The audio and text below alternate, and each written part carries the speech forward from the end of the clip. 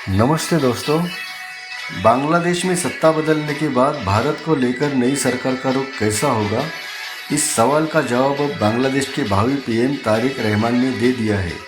उन्होंने 14 फरवरी को कहा कि उनकी सरकार की फॉरेन पॉलिसी बांग्लादेश फर्स्ट से चलेगी।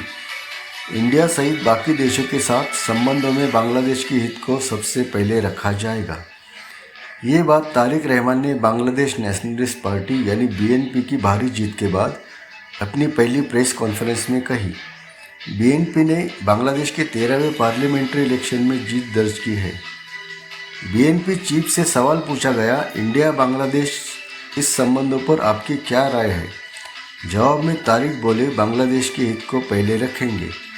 वो कहते हैं, हमने विदेश नीति को लेकर अपनी स्थिति साफ कर दी है। बांग्लादेश और बांग्लादेशी लोगों का हित सबसे पहले आता है।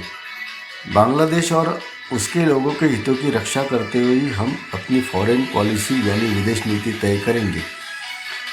इससे पहले प्रधानमंत्री नरेंद्र मोदी भी तारिक रहमान से बात कर चुके हैं। पीएम मोदी पहले राष्ट्राध्यक्ष हैं जिन्होंने बीएनपी चीफ को फ़ोन करके बधाई दी। ये फ़ोन प्रधानमंत्री नरेंद्र मोदी ने तब लगाया जब चुनावी नतीजों में ये दिखाई देने लगा था, साफ साफ नज़र आने लगा था कि बांग्लादेश की सेंट्रल राइट पार्टी यानी बीएनपी चुनाव में 2/3 बहुमत के साथ बड़ी जीत हासिल कर रही है। बांग्लादेश के इलेक्शन कमीशन ने चुनावी नतीजे घोषित नहीं किए थे। उससे पहले ही पीएम मोदी ने तारिक रहमान को फ़ोन घुमा दिया था। पीएम मोदी की ये पहल समझिए इसलिए अहम मानी जा रही है क्योंकि अगस्त 2024 में बांग्लादेश के तख्ता पलट के बाद दिल्ली और ढाका के रिश्तों में तनाव और कड़वाहट बढ़ गई थी। अगस्त में बांग्लादेश के तत्कालीन प्रधानमंत्री शेख हसीना नाटकीय ढंग से सत्ता से हटा दिया गया था।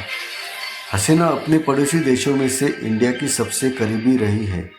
ऐसे में इंडिया में उनकी मौजूदगी दोनों देशों के लिए डिप्लोमेटिक चैलेंज बनेगा। इसके अलावा पानी की शेयरिंग, बॉर्डर, अवैध घुसपैठ जैसे मुद्दे भी विवाद के कारण रहे हैं।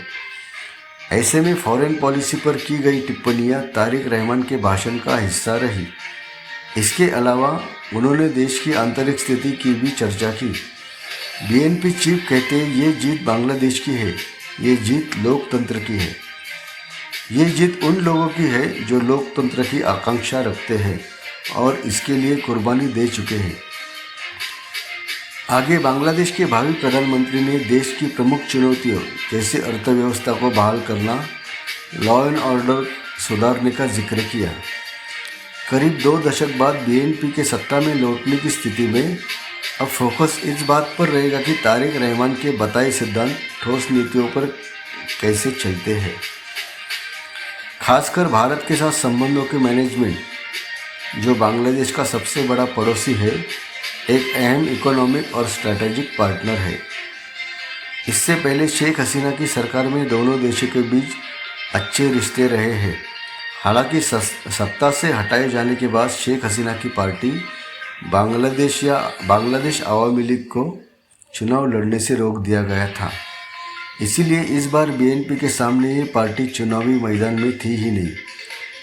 इलेक्शन कमीशन के आंकड़ों के मुताबिक बीएनपी की अगुवाई वाले गठबंधन को 212 सीटें मिली है, जबकि जमाते इस्लामी के नेतृत्व वाले अलायंस को महज 77 सीटें मिली। भारी जनादेश का जश्न मनाने के साथ साथ तारिक रहमान ने चेतावनी दी कि नई